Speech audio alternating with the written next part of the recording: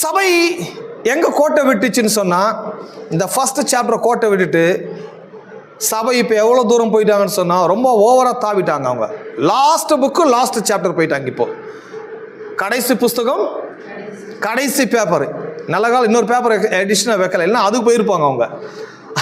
அவங்க அவங்க தாவறதே பார்க்குறாங்க. லாஸ்ட் பேஜ் தான் முக்கியன்ற மாதிரி இன்னைக்கு லாஸ்ட் பேஜ் ரொம்ப போதிக்கிறாங்க. லாஸ்ட் பேஜை கவனிக்க மக்கள் போகிறாங்க. பட் நான் சொல்கிறேன், ஒவ்வொரு பேஜும் ரொம்ப முக்கியம், ஒவ்வொரு சாப்டரும் ரொம்ப முக்கியம், ஒவ்வொரு லைனும் ரொம்ப முக்கியம். நான் நம்புகிற ஆள், பைபிளே நான் நம்புகிற ஆள்.